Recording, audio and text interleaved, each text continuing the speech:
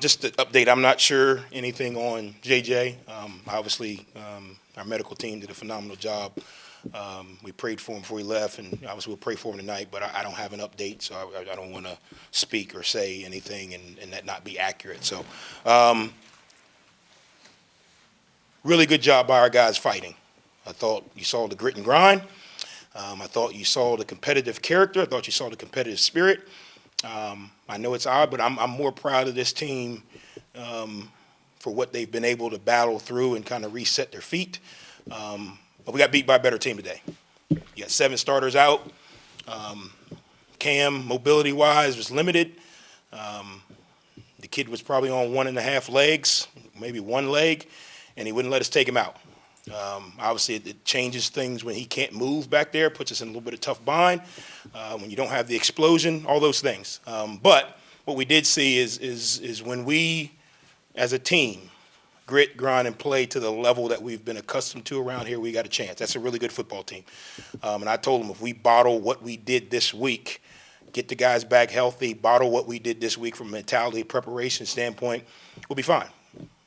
If we don't, we go back to the ebbs and flows. I talked about it, earlier in the week. Competitive arrogance.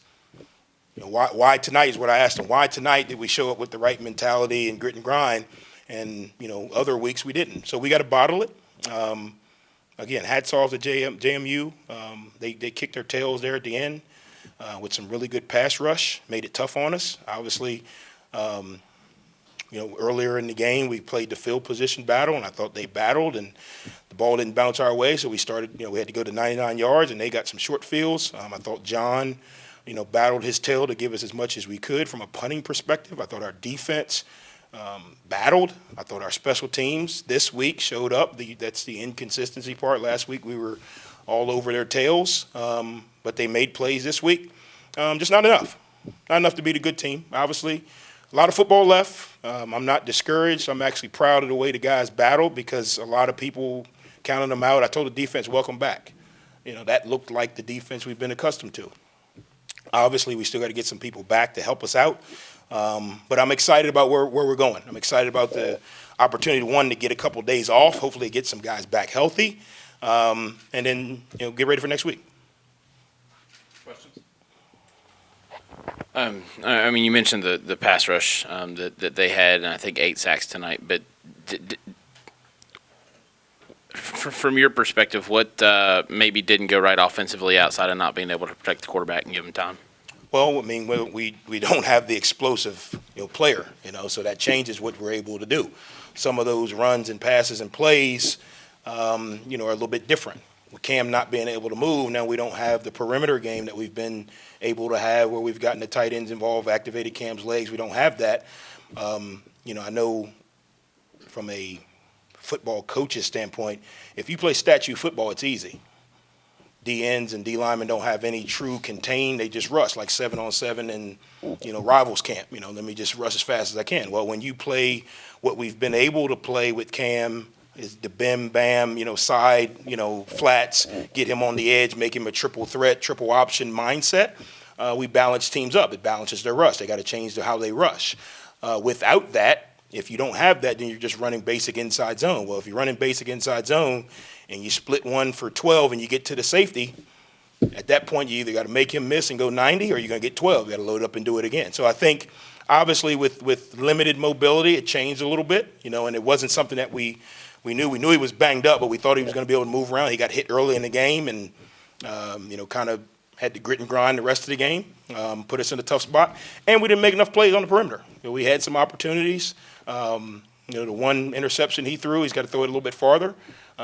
Puts it in the end zone. I think Mason's able to go at least try to make a play on that. We had some drops.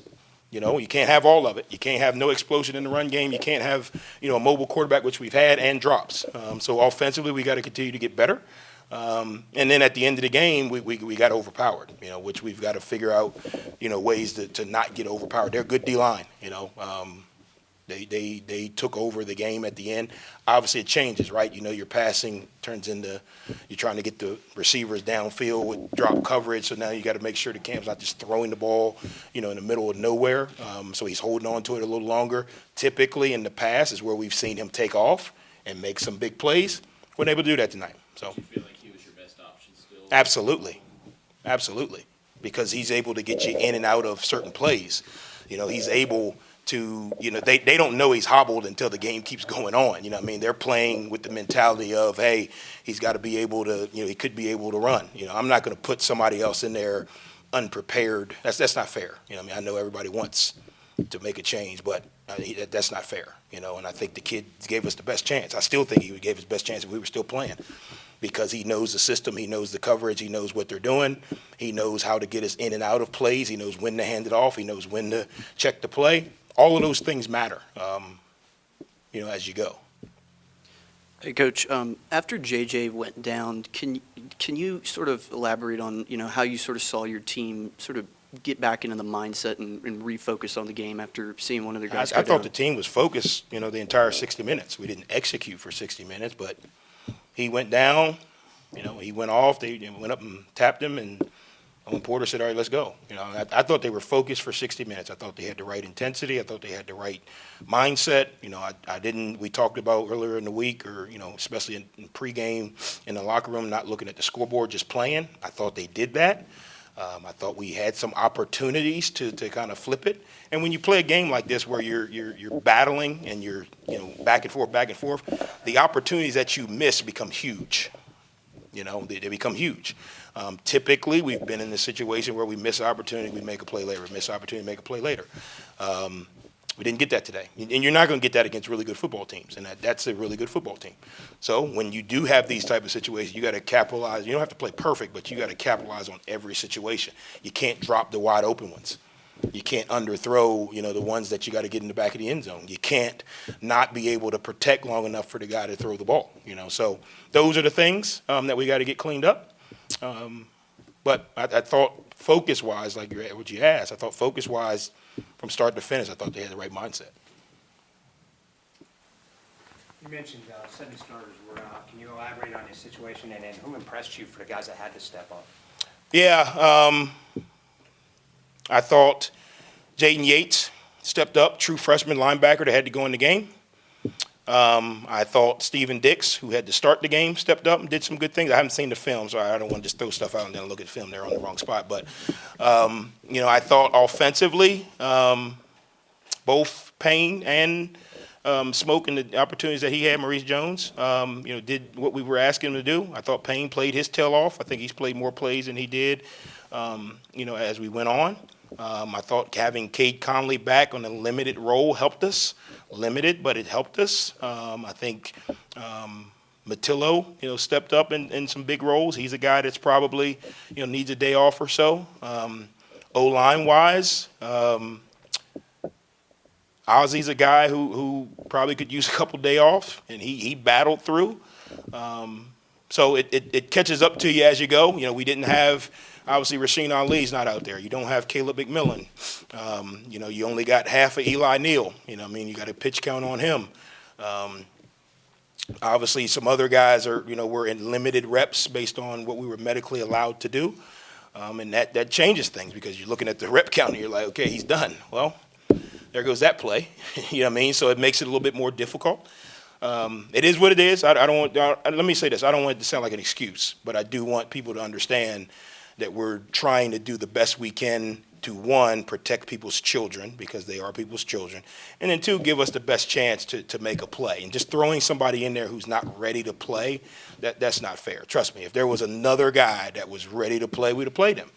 I go to practice every day. Trust me, I'm there every day, all day.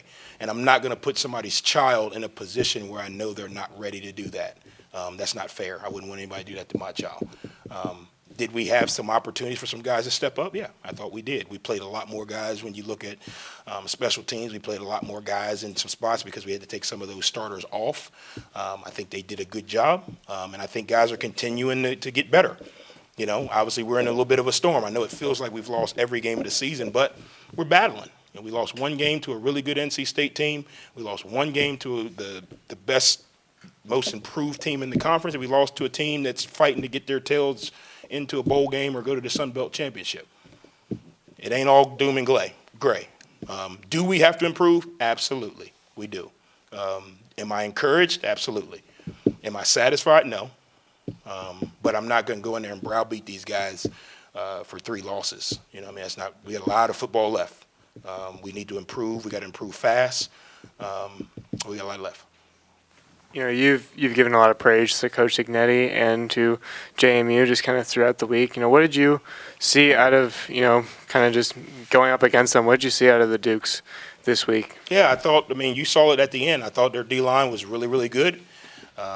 You know, early in the game, I thought we were able to kind of keep them off balance a little bit with the run pass and the play action. As the game kind of went on, obviously everyone knows you got to throw the ball. That's why we were trying to see if we could slip a couple runs in there, you know what I mean, on that second to last drive, because obviously everybody knows you got to run the ball. They were pressing and bailing way back, so you know, trying to get you to throw it deep and not have the right leverage. I thought, again, they battled. You know, I thought McLeod did a heck of a job. I hope he's okay. I know he went down and came back, but I thought he battled. I thought their receivers caught the ball well. Obviously, I thought their front 7 on defense did a really good job of tackling.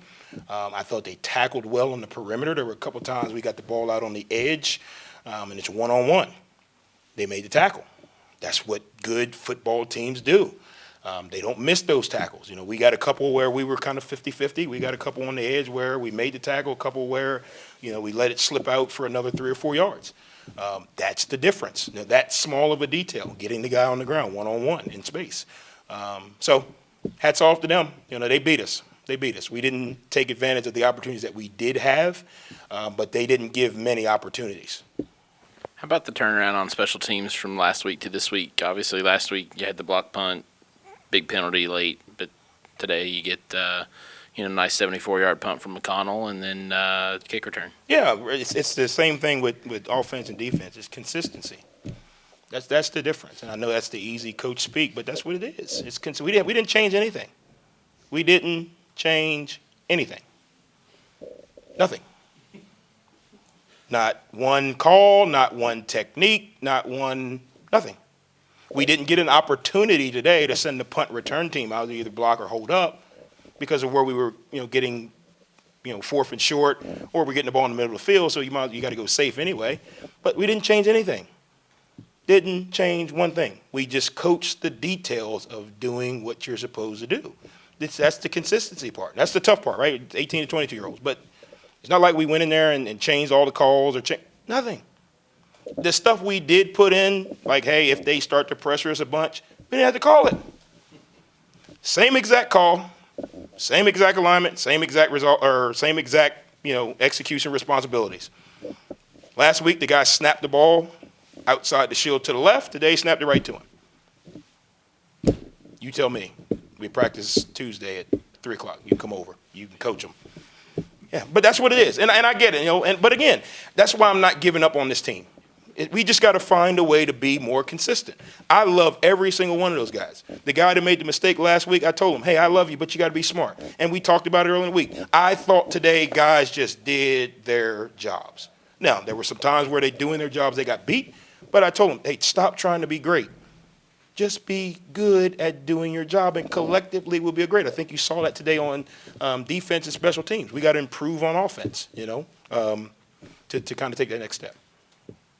The last thing for me, I don't know if I've ever seen where a team had to start 3 first drives on the 1-yard line. How hard was that to get into a rhythm and get going? Because I've never seen anything like that before. Me either. Till tonight.